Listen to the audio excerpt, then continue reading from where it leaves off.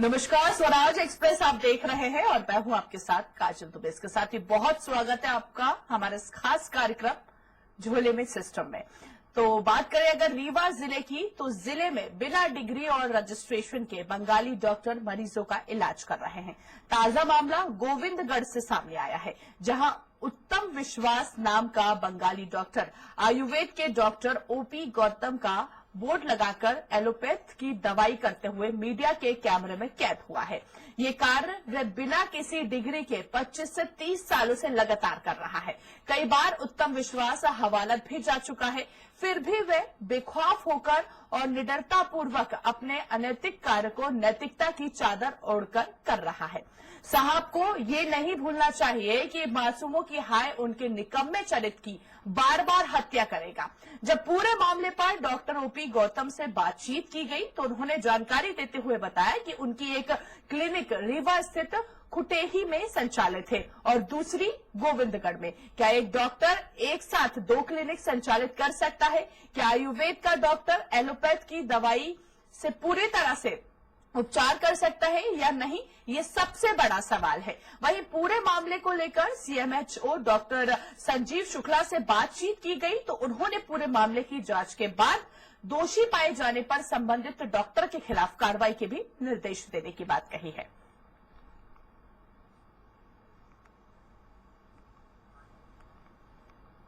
दवाई लिख दिया, ना कोई जांच, ना कुछ नाड़ी पकड़ के देखे कि इनको क्या कैसा है। हमने ये बोला कि हमारे घुटने के अंदर नीचे हल्का दर्द है, तो उसमें डॉक्टर साहब ने ये दवाई दी थी। ये दवाई है और ये आपका एक बोले एंटीबायोटिक है और इन्होंने एक ये दिया हुआ है दवाई, हर एक ये कैप्सूल जो विटामिन की है। तो हमें तो लगता है कि बुखार में ये सब दवाई जरूरत पड़ती है, खांसी में तो अलग दवाई रहती है। ये हमें लगता है कि इन्होंने जो दवाई दिया है लीवर की हल्का। अब ये उनकी डिग्री के पहले सत्यापन हो जाए। अगर डिग्री वैध नहीं है तो किसी भी पद्धति में वो उपचार नहीं कर सकते हैं। तो उनका हम बहुत शीघ्र ही परीक्षण करा के उनके क्लिनिक में, और अगर वो अवैध व्यवसाय कर रहे हैं जिसकी पात्रता नहीं है तो उनके खिलाफ कड़ी कार्रवाई करेंगे और उनकी बंद करा के।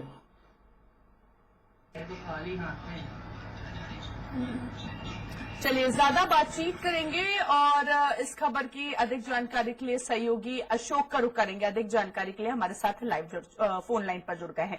अशोक, ना डिग्री है और ना ही कोई रजिस्ट्रेशन। एक तरफ हम देखते हैं कि डॉक्टर को भगवान का रूप दिया जाता है और यहाँ पर झोले छाप डॉक्टर का सिस्टम ही कुछ अलग नजर आ रहा है। सबसे पहले पूरा मामला आपसे जानना चाहेंगे।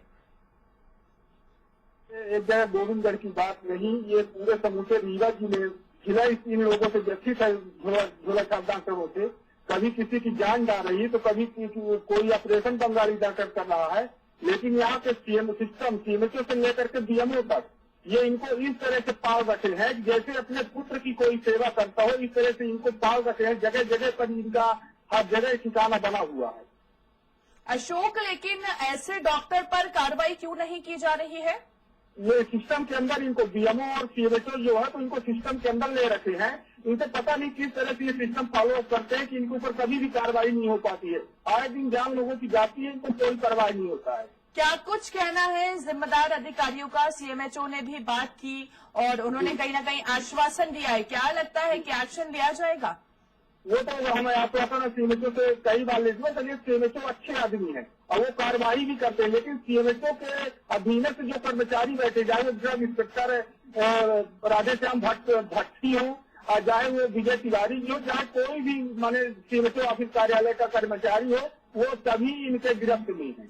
20 से 25 साल अशोक बहुत होते हैं और उसके बाद भी आज तक एक्शन नहीं लिया गया। कितने सालों से इस तरह के कारनामे चल रहे हैं इस डॉक्टर के? इस डाटा में ये चलिए ठीक है अशोक, आप हमारे साथ बने रहिए। संजीव शुक्ला जी हमारे साथ जुड़ गए, सीएमएचओ, उनसे बातचीत करते हैं। सर, ये यहाँ पर आपसे जानना चाहेंगे, झोला छाप डॉक्टर पिछले 25 से 30 सालों से यहाँ पर काम कर रहा है, ना इनके पास डिग्री है ना ही कोई रजिस्ट्रेशन है। आखिर किस तरह का सिस्टम नजर आ रहा है? ये अभी जो अपने पास संचालनालय के 15 जुलाई के आदेश हैं उसके तहत सभी जो इस तरह के अपात्र व्यक्ति जिनके द्वारा अवैध डिग्री और बिना पंजीयन के जो ये चिकित्सीय व्यवसाय किया जा रहा है उस पर लगाम लगाई जा रही है। उन पर निरंतर रोज के रोज छापे डाल रहे हैं और इस तरह से जो झोला छाप चिकित्सक हैं जो अवैध रूप से व्यवसाय कर रहे हैं उनके खिलाफ कार्रवाई चल रही है, उनकी सीज करके और उसमें जो वैधानिक कार्रवाई है वो संपन्न की जा रही है। लेकिन संजीव जी, यहाँ पर डॉक्टर को भगवान माना जाता है और क्या लगता है आपको, क्या आयुर्वेद का डॉक्टर एलोपैथ की दवाई दे सकता है? ये पॉसिबल है? नहीं, ये तो पंजीयन की शर्तें हैं कि जो जिस पद्धति में जिनका पंजीयन है उसी पद्धति का उपचार कर सकते हैं। तो अभी तक एक्शन क्यों नहीं लिया गया? 25 से 30 साल बहुत होते, सफिशिएंट होते इतना टाइम। नहीं, कार्रवाई चल रही है निरंतर। तो सर 25 से 30 साल तक अभी तक कार्रवाई चल रही है, फिर तो सिस्टम ही हिला हुआ है पूरा।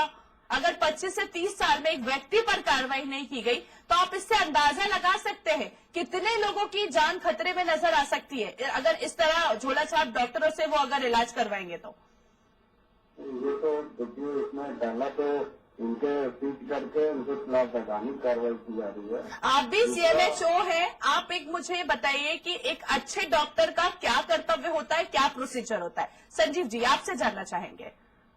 तो डॉक्टर का यही कर्तव्य है कि वो एलोपैथी के हों चाहे आयुर्वेद। क्या उसके पास डिग्री नहीं होती है? क्या उसके पास रजिस्ट्रेशन नहीं होता है? बिल्कुल, बिना जो वैध डिग्री और बिना पंजीयन के तो कोई भी प्रैक्टिस नहीं कर सकता, चिकित्सीय व्यवसाय नहीं कर सकता। तो फिर यहाँ पर क्यों एक्शन नहीं लिया गया? आप भी CMHO है, हो सकता है आपकी फैमिली का मेंबर ही वहाँ पर जाके उनको नहीं पता होगा और ट्रीटमेंट करा ले। कभी कोई बड़ा हादसा हो सकता है, इसका जिम्मेदार कौन होगा फिर? नहीं, कार्रवाई निरंतर जारी है। तो सर 25 साल बहुत होते हैं, आप आश्वासन दे रहे हैं, क्या सिर्फ ये घड़ी आश्वासन पर ही टिकी है या आम जनता के बारे में भी आप सोचेंगे? नहीं, आश्वासन नहीं है। इसमें देखिए, इनके खिलाफ कार्रवाई निरंतर जारी है। दूसरा, आम जनता से भी मैं ये निवेदन कर रहा हूँ कि जो अपनी शासकीय स्वास्थ्य संस्थाएं हैं, जब भी आवश्यकता हो तो उसमें जाके अपने मरीजों का उपचार कराएं। वहाँ पे सभी जांच और उपचार की सुविधाएं उपलब्ध हैं और जब इनके पास जाना बंद होगा तो ये धीरे धीरे इनका व्यवसाय भी इसमें ठप होगा। 25 से 30 साल में सर एक रिप्लेसमेंट हो जाता है डॉक्टर का, रिटायर्ड हो जाते हैं लोग, और यहाँ पर आप बता रहे हैं कि अभी तक एक्शन ही नहीं लिया गया इस तरह के डॉक्टर पर। कार्रवाई चालू है। और तो कार्रवाई चालू है सर, आप ये बताइए, आपकी नजर में कार्रवाई अगर होनी चाहिए तो कितना दिन सफिशिएंट लगता है कि इतने दिन में कार्रवाई हो जाना चाहिए, इतने दिन में एक्शन ले लेना चाहिए? ये जो प्रकरण आप जिक्र अभी आ रहा है, मेरे संज्ञान में आया नहीं, इनके आप ये बताइए, आपके संज्ञान में कब आया ये मामला, कितना समय हो गया है? ये मेरे संज्ञान में तो अब ये प्रकरण आपके द्वारा जानकारी आएंगे। ये प्रकरण में जानकारी लेके उसमें तुरंत 3 दिन के अंदर कार्रवाई करेंगे। CMHO है आप और आप बोल रहे आपके द्वारा जानकारी आई है, और ये जो काम है ये पिछले 25 से 30 साल से चल रहा है। ये कौन डॉक्टर है और किस पद्धति में कर रहा है, नाम मुझे जानकारी में निकालू, फिर करूंगा कार्रवाई। आप लाइन पर रहिए। अशोक हमारे साथ सहयोगी हमारे लगातार फोन लाइन पर है। अशोक, संजीव जी कह रहे हैं कि आपके द्वारा जानकारी आई है, क्या सही बात है? आप बताइए कि इसके पहले क्या इनको जानकारी नहीं थी? अशोक ये इंसान बहुत अच्छे अधिकारी हैं जी, वो सिस्टम में काम करना भी जानते हैं, अच्छी कार्यवाही भी करते हैं। लेकिन संजीव जी के अधीनस्थ जो ड्रग इंस्पेक्टर राधेश्याम भट्टी है जी। वो हो गया, एक राजेश तिवारी जी ड्रग प्रभारी है रीवा के। ये सारा सिस्टम जो है जी। तो CMHO को धक्का बता करके कार्रवाई करते हैं। जी। ये कभी भी कोई ठोस कार्रवाई नहीं करते। 2 दिन के लिए दुकानें क्लिनिकें बंद होती है, तीसरे दिन पैसों के लेन देन होकर के उन्हें चालू कर दी जाती है। तो फिर ऐसे अधिकारी कुर्सी पर क्यों बैठे हैं अशोक? अकेले संजीव जी बहुत अच्छे आदमी हैं, उनसे मुझे कोई शिकायत नहीं, लेकिन इनसे अधीनस्थ जो कर्मचारी जो कार्रवाइयां करने जाते हैं वो भ्रष्ट अधिकारी है। ठीक है संजीव जी, क्या लगता है अब आपके मामला संज्ञान में आया है और क्या लगता है कि कब तक एक्शन लिया जाएगा और ऐसे झोला छाप डॉक्टरों से जो पेशेंट इलाज कराने जाते हैं उनको अवेयर करना कि वहां पर जाना शायद गलत हो सकता है, उनकी जिंदगी के साथ यूं कह सकते हैं खिलवाड़ हो रहा है? संजीव जी, संजीव जी सुन पा रहे हैं आप मुझे? मैं इनके खिलाफ कार्रवाई करूंगा। अगर ये अवैध रूप से व्यवसाय बिल्कुल बंद करा के उनके ऊपर वैधानिक कार्रवाई करूंगा इनके खिलाफ। चलिए ठीक है, बहुत बहुत शुक्रिया संजीव जी हमसे बातचीत करने के लिए। अशोक, यहाँ पर कहीं ना कहीं सीएमएचओ ने आश्वासन दिया है, और क्या लगता है आपको कि क्या एक्शन लिया जाएगा, क्योंकि कहीं ना कहीं यहाँ पर मनीषा के साथ खिलवाड़ हुआ है। एक्शन तो संजीव जी बिल्कुल लेंगे, अच्छी एक्शन लेंगे, लेकिन 2 दिन बाद ये क्लिनिक खोल दी जाएगी, ये भी मुझे भरोसा है। आत्मविश्वास मेरा बोल रहा है कि 2 दिन बाद क्लिनिक क्लिनिक खुल जाएगी। चलिए ठीक है अशोक, आप हमारे साथ बने रहिए। विजय तिवारी ड्रग इंचार्ज, इनसे बातचीत करते हैं।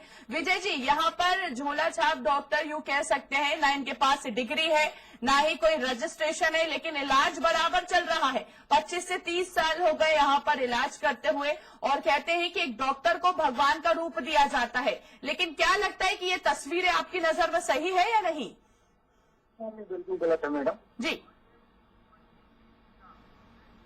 गलत है। और कलेक्टर महोदय सीएमएचओ साहब के द्वारा बनाई गई टीम लगातार कार्रवाई कर रही है, और झोला छाप चोरी छुपे काम कर रहे हैं, उनको ढूंढने में समय लगता है। और हमारे पास कोई लिस्ट ऐसी नहीं है कि हम झोला छाप को जाके कहीं हमारे पास पता उनका हो कि कार्रवाई कर रहे हैं, चिकित्सकीय काम कर रहे हैं। एक हमारे संज्ञान में आता है तो तत्काल कार्रवाई की जाती है। तो सर आपके संज्ञान में मामला आता है, 25 से 30 साल यहाँ पर ये कार्य चल रहा है, सफिशिएंट होते हैं? जा रही है वो, कहीं हमारे पास ऐसी कोई सूची नहीं है मैडम कि कौन वहाँ पर अवैध रूप से काम कर रहा है। जैसे हम लोगों को संज्ञान में आता है उसमें कार्रवाई होती है। अशोक, विजय तिवारी जी कह रहे हैं कि इनको इस मामले का संज्ञान नहीं है। अशोक, हो रही थी रीवा जिले में के पास में बैकुंठपुर में, यही विजय तिवारी जी आए थे उसकी कार्रवाई करने के लिए, लेकिन वो अवैधानिक क्लिनिक पर ताला लगाने का अधिकार विजय तिवारी के पास नहीं था, क्योंकि वो जाकर के हफ्ता पहुंचाता है अस्पतालों में जाकर के। चलिए ठीक है, यहाँ पर पीड़ित हमारे साथ मनीष मिश्रा जी जुड़ गए हैं। जी मनीष जी, आप यहाँ पर आपने कभी इलाज करवाया इन डॉक्टर से? बिल्कुल मैम, मैं अपने मित्र कैसा एक्सपीरियंस रहा आपका, अनुभव साझा कीजिए।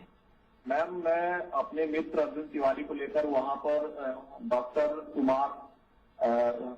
उत्तम विश्वास से इलाज कराने के लिए गया था जी। और जब वहाँ पर उत्तम विश्वास अपने कुर्सी पर बैठे हुए थे, उन्होंने बाकायदा हमारे मित्र का इलाज किया और बीपी चेक की और उन्होंने दवाइयां भी लिखी।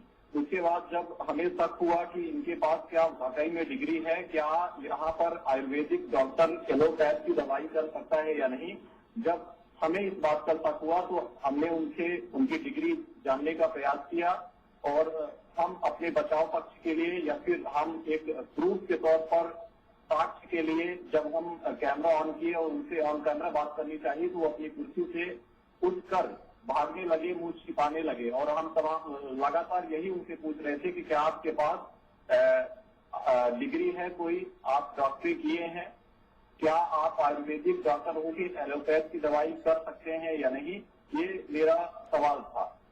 और जब एक आम मरीज इस तरीके के डॉक्टरों के ढांचे में पड़ता है जिसके पास ना किसी प्रकार की डिग्री रहती है ना उनको प्रैक्टिस रहती है, तब लगता है कि हमारी जान खतरे में है। और हमारे यहाँ तो स्वास्थ्य मंत्रालय, हमारे डिप्टी सीएम साहब हैं यहाँ राजेंद्र शुक्ला जी, उनके पास स्वास्थ्य मंत्रालय भी है, तो कहीं ना कहीं अपने दुख होता है और हमें जो सेफ्टी मिलनी चाहिए तो उससे ऐसा लगता है कि हम सेफ बिल्कुल नहीं है। ठीक है, बिल्कुल। चलिए, बहुत बहुत शुक्रिया आपका।